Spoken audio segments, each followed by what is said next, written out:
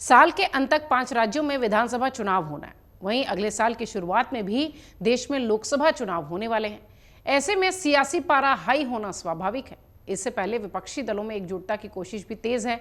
23 जून की वो तारीख आप सबको याद है, जहां पटना में एक बड़ी बैठक विपक्षी एकता को लेकर चल रही है। इस बैठक में कांग्रेस, जेडीएस, आरजेडी से लेकर टीएमसी, समाजवादी पार्टी, डीएमके तक के नेता मौजूद रहने वाले हैं। बैठक में गठबंधन की रूपरेखा तैयार हो सकती है। यह भी तय होगा कि सीटों का बंटवारा कैसे होगा, कैसे भाजपा को घेरना है, क्या मंथन होगा। यह सब कुछ 23 तारीख की इस बैठक में होगा।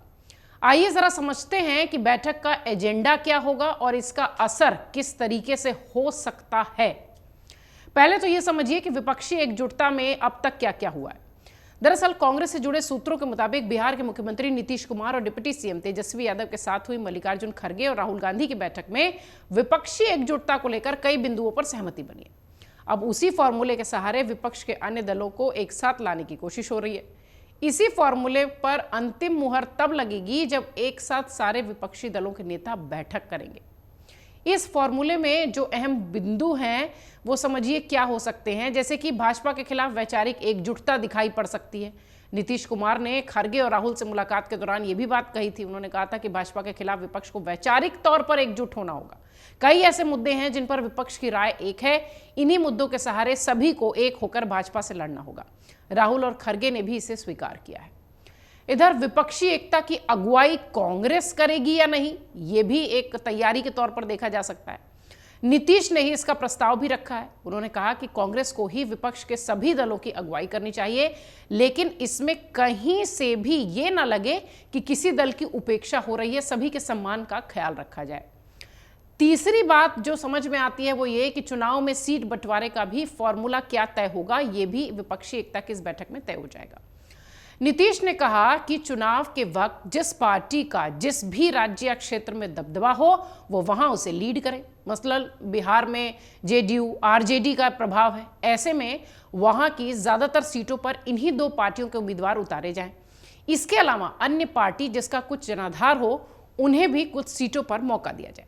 इसी तरह यूपी में समाजवादी पार्टी को ज्यादा सीटें दी जा सकती हैं। राजस्थान, छत्तीसगढ़, हिमाचल प्रदेश जैसे राज्यों में कांग्रेस लीड कर सकती है। जहां विवाद की स्थिति बने वहां आपस में बैठकर मसला हल किया जा सके। कहा यह भी जा रहा है कि इसी फॉर्मूले के दम पर विपक्ष 543 लोकसभा सीटों में से तकरीबन 450 सीटों पर सीधे मुकाबले के लिए तैयार हो रही है। अब समझिए कि कुछ ऐसे मुद्दे हैं जिन पर कि विपक्ष एक राय रखेगी और जिससे कि आगे बढ़ेगी। सबसे पहली बात, विपक्षी दलों पर जांच एजेंसियों की कार्रवाई को लेकर इस मुद्दे पर हर व्यक्ति, हर विपक्षी दल का जो व्यक्ति है वो साथ है। सोनिया गांधी, राहुल गांधी से लेकर केसीआर हो, तेजस्वी यादव हो, उद्धव ठाकरे हो, ममता बनर्जी हो, अरविंद केजरीवाल हो, ये सब इस वक्त कई ऐसे मामलों में फंसे हुए हैं। ये एक ऐसा मुद्दा है जिसको लेकर सभी दलों की राय एक है। सभी ने इसके खिलाफ सरकार पर हमला बोला है। अल्पसंख्यकों का मुद्दा एक ऐसा मुद्दा है जिस पर कि विपक्ष लगातार एक सुर में बोलती दिखाई पड़ रही है और शायद ये मुद्दा उन्हें एक लाने में कामयाबी दे। विपक्ष ने लगातार आरोप लगाया है कि सरकार अल्पसंख्यकों के खिलाफ काम कर रही है। सरकार पर सांप्रदायिक होने का भी आरोप लगाया जा रहा है। ऐसे में इस मुद्दे पर भी विपक्ष सहमति बना सकता है। जाति की सियासत बड़ा मुद्दा है विपक्षियों को एक साथ लाने में।